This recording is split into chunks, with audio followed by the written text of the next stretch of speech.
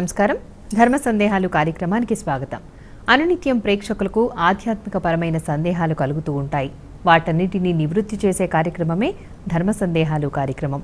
అలాంటి ఎన్నో సందేహాలను ప్రేక్షకులు ఉత్తరాల ద్వారా, ఈమెయిల్స్ ద్వారా మాకు రాసి పంపిస్తున్నారు. మరి వాటన్నిటికీ సమాధానాల్ని చక్కటి శాస్త్రీయ పరంగా అందిస్తున్నారు ఇక్కడికి వస్తున్న ప్రముఖులు. మరి ఇవాల్టి ధర్మ సందేహాలు కార్యక్రమంలో ధర్మ సందేహాల్ని నివృత్తి చేయడానికి మన ముందున్నారు శతావధాన శేఖర, కాశీ కవి, విద్యావారిధి శ్రీ పాలపర్తి శ్యామలానంద ప్రసాద్ గారు. మరి వారిని అడిగి ఇవాల్టి ధర్మ సందేహాలను నివృత్తి చేసుకుందాం. నమస్కారం గురువుగారు.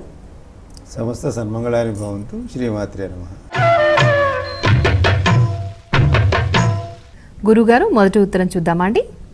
ఈ ఉత్తరాన్ని రమణారావు గారు విజయనగరం నుంచి రాస్తున్నారు. మాసికాల రోజున ఇంట్లో నిత్య పూజ చేయవచ్చునా అని అడుగుతున్నారండి. తెలియచేయండి.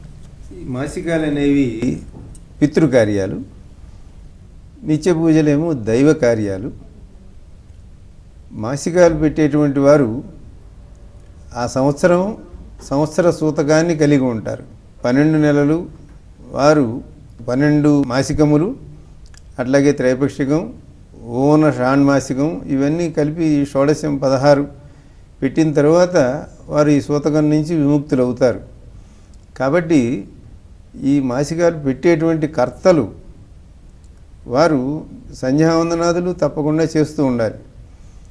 అవి నిత్యము చేసేటువంటివి. వారు ఆ 10 రోజుల తర్వాత మైల వెళ్ళిన తర్వాత తప్పకుండా సంధ్యావందనాదులు వారి అనుష్ఠానములు అవి వారు చేసుకోవాలి.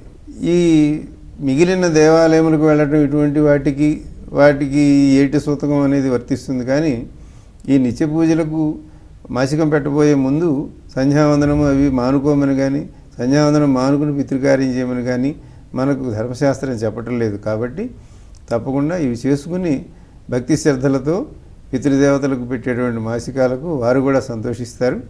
అందుకని మానుకుని పెట్టమని అక్కడ చెప్పబడలేదు. తప్పకుండా సంధ్యావందనాదులు చేసి తీరాలి.